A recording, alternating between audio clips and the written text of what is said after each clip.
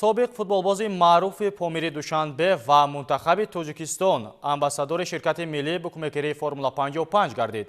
маросими имзои шаҳрнома дар шаҳри Душанбе дар ҳузури намояндагони васоити ахбории умма сурат гирифт. шаҳри бештари мавзӯъ дар гузориш. собиқ ҳамлагари маъруфи дастаҳои Помири Душанбе, Спартаки Москва ва тими миллии Тоҷикистон Муҳсин Муҳаммадиев амбассадори аввалин ширкати миллии букмекерии Формула 55 гардид. Ширкати мазкур бо ташкили як нишасти хабарӣ ки дар он роҳбарияти Формула 55 ва собиқ футболбози маъруфи тоҷик иштирок доштанд, дар мавриди интихоби Муҳсин Муҳаммадиев ҳамчун чеҳра ё намояндаи махсуси ширкат расман эълон гардид.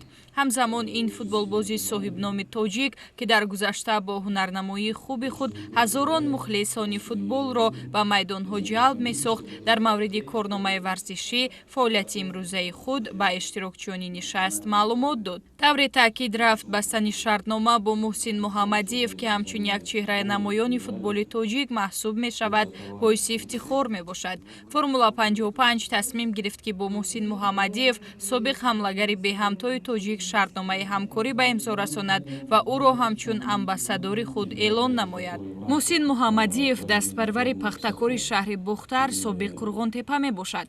фаъолияти касбии худро дар Помири Душанбе оғоз намуда, яке аз беҳтарин голзанҳои таърих гардид. дар вақтҳои гуногун дар командаҳои Локомотиви Москва, Спартак ва Торпедо, Бухоро ва Динамои Ӯзбекистон ва Австрияи Австрия бозӣ кардааст. ба ҳайси мураббӣ дар дастаҳои Бухоро, Ордабасии Қазоқистон, Истиқлоли Душанбе ва тими миллии Тоҷикистон кор кардааст. 4 сол дар вазифаи директори варзишии Рубини Қазон низ фаъолияти пурсамар дошт. Муҳаммадиев ба вазифаи ноиби аввали президенти Истиқлол даъват шуда 1.5 сол онҷо кор кард.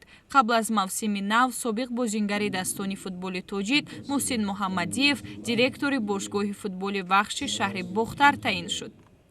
директори генералии ширкати Формула 55 Баҳром Почаев ва Муҳсин Муҳаммадиев бо гузоштани шартнома ҳамкории худро расмӣ намуданд.